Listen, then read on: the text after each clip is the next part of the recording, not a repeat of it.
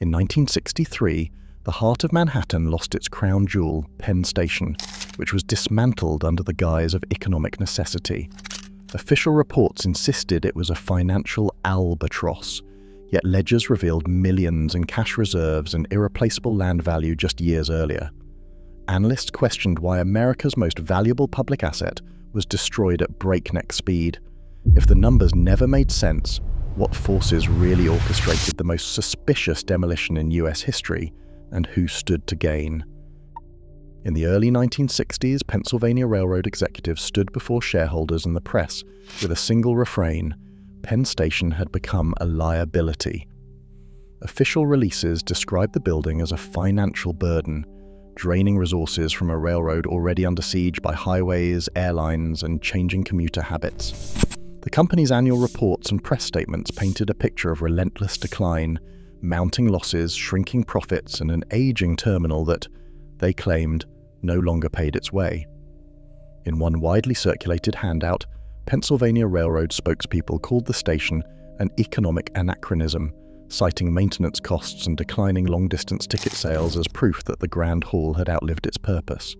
Yet, even as the company insisted on the urgency of demolition, the daily reality inside Penn Station told a different story.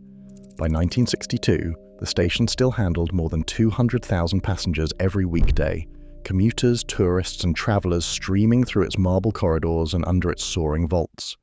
The sheer volume of foot traffic rivaled any terminal in North America. Charts from the period show steady commuter ridership even as intercity travel slipped. The numbers were public, printed in Interstate Commerce Commission filings and company reports. Hundreds of trains, thousands of arrivals and departures, millions of annual passengers. Despite these figures, the Pennsylvania Railroad's public messaging never wavered. In press conferences and shareholder meetings, executives stressed the cost of upkeep, the burden of taxes, and what they called the obsolescence of the old structure.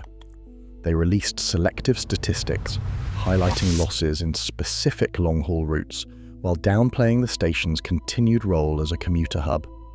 The language was careful, legalistic, and relentless, designed to convince the public and regulators that Penn Station was a relic, not a resource. The official narrative left no room for nostalgia, or for the possibility that the station's value went beyond the numbers on a balance sheet. But the numbers themselves, and the way they were presented, would soon come under scrutiny. Balance sheets from the late 1950s reveal a company with more options than its public statements suggested. In 1957, the Pennsylvania Railroad reported cash reserves exceeding $20 million, with Penn Station itself listed as the single most valuable asset on the books. Real estate appraisals quietly circulated among executives put the AIR rights over the station at figures that rivaled the railroad's annual operating revenue. Even as passenger profits slipped, the land beneath Penn Station was described by outside analysts as a gold mine waiting to be tapped, especially if zoning allowed building upward. Wall Street coverage in the financial press of the era did not echo the railroad's alarmist tone. One editorial in Barron's called the proposed demolition a curious strategy for a company with untapped urban assets, noting that the value of the site, if developed, could easily offset years of operating losses. Other analysts pointed to the steady commuter traffic and questioned why the railroad was so eager to liquidate its most prominent property. The numbers in the Hagley ledgers and annual reports do not show a sudden collapse, but a gradual tightening, net income narrowing, but not vanishing. Real estate lines, meanwhile, remained robust, with Penn Station's block and air rights appraised at levels that made the talk of economic anachronism look selective at best. Editorial skepticism was not limited to the financial pages. The New York Times ran a series of op-eds challenging the urgency of the railroad's narrative, pointing out that no independent audit had ever labeled Penn Station a terminal liability. In private, some analysts speculated about hidden motives, whether the urgency to demolish was driven by short-term cash needs, undisclosed partnership incentives, or pressure from developers eyeing Midtown's last open acreage. The numbers left a residue of doubt, raising a question that the official story never answered. If Penn Station was such a burden, why did its own ledgers tell a different story? In December 1954, the Pennsylvania Railroad quietly granted developer William Zeckendorf an option on the air rights above Penn Station. The agreement allowed the possibility of demolishing the station's monumental head house provided the tracks and platforms below remained in service. The deal was not announced to the public, or even to most shareholders. Only a handful of executives and legal advisors knew its full terms. The option effectively gave Zeckendorf's firm, Webb and Knapp, a window to assemble financing and draft plans for a vast commercial complex called the Palace of Progress on the site. For more than a year, internal memos and correspondence referenced the option. Outside the executive suite, details are scarce. By mid-1956, the Palace of Progress collapsed under its own ambition, and the option lapsed. Yet the pattern was set. The railroad's real estate department continued to solicit proposals and entertain private offers. Between 1959 and 1960, a new round of engineering studies and appraisals circulated among senior management, evaluating the value of building above Penn Station. These studies included detailed projections, but the records are incomplete. Some files appear in one archive, absent from another. Several planning board documents from 1960 to 1962 are missing entirely. During this period, rumors spread among city planners and preservationists that developers had access to internal railroad information months before any formal announcement. Leaked memos, never officially confirmed, describe private meetings between unnamed executives and potential developers, well in advance of shareholder notification. The language in these documents is careful, often coded, but the intent is clear. Decisions about the station's future were being shaped in private, long before the public was brought into the conversation. The official record trail grows thin at key moments, with gaps that have never been fully explained. Applications for the Penn Station redevelopment landed on the desks of city officials in the summer of 1962. Within weeks, the City Planning Commission, the Department of Buildings, and the Board of Estimate moved the paperwork forward at a pace that startled even seasoned observers. Zoning changes that typically required a year or more cleared every hurdle in just under 3 months.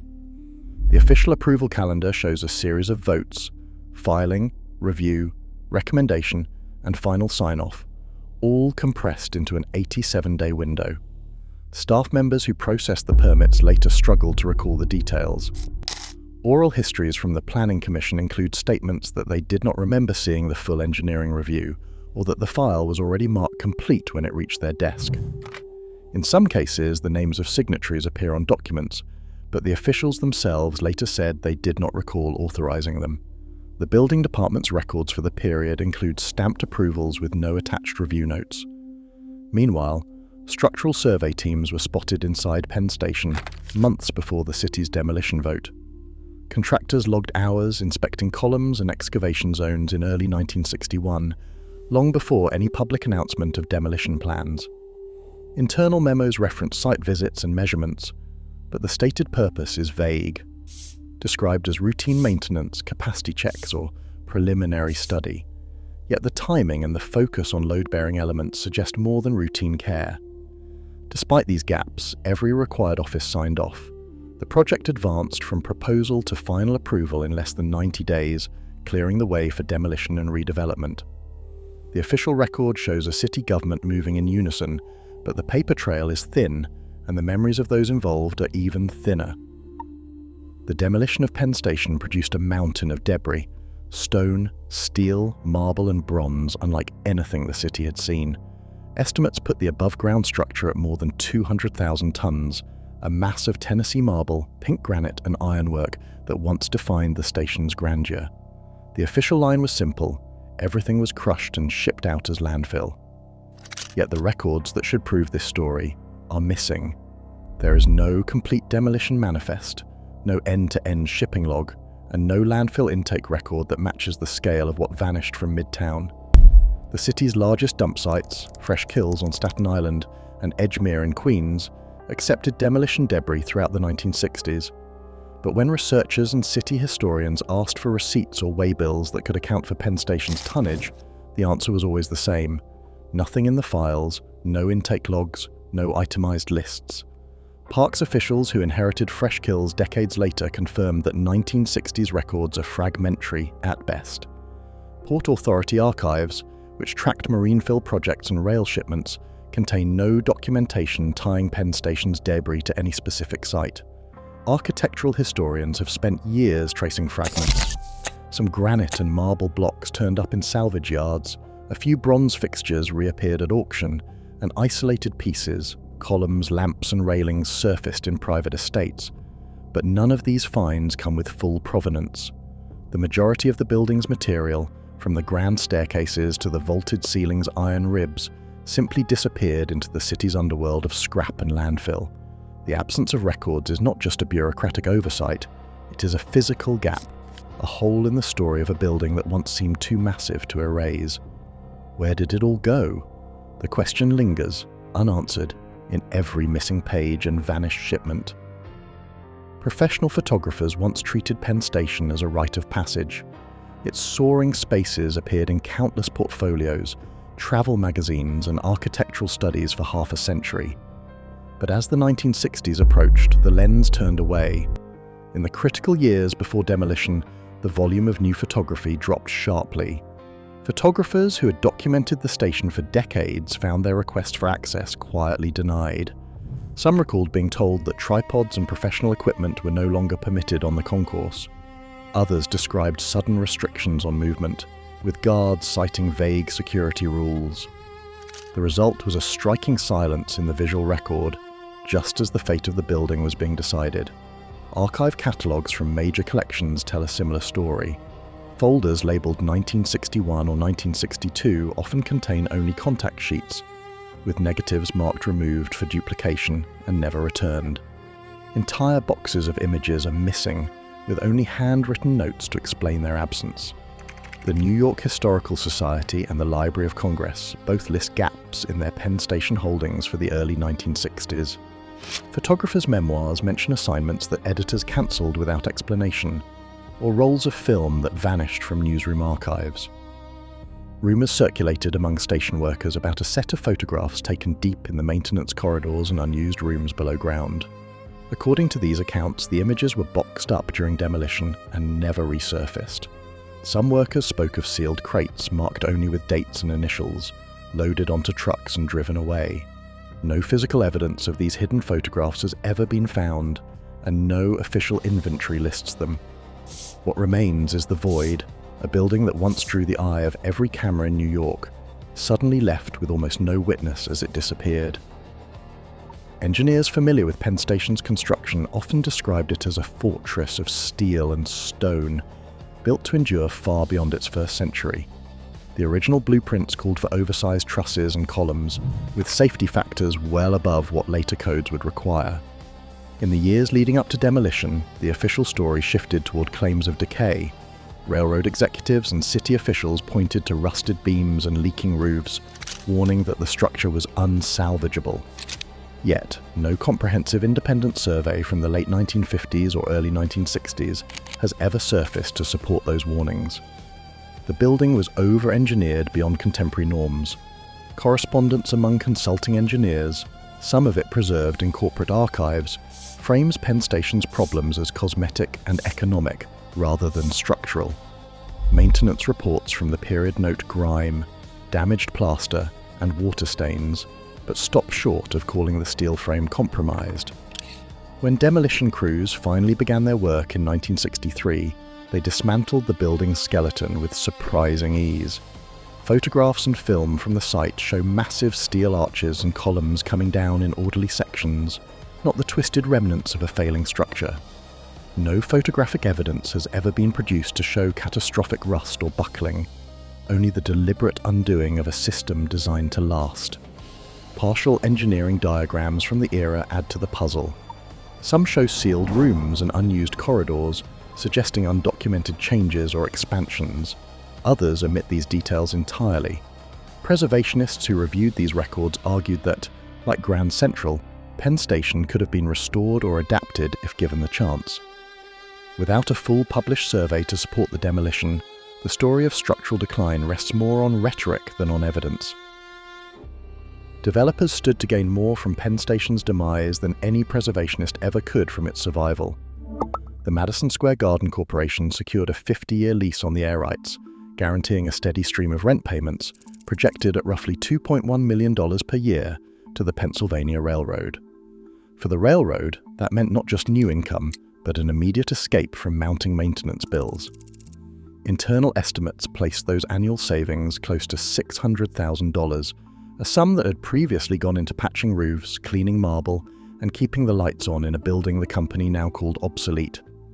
City officials too had their eyes on the balance sheet. The new commercial towers promised a dramatic boost in property tax revenue.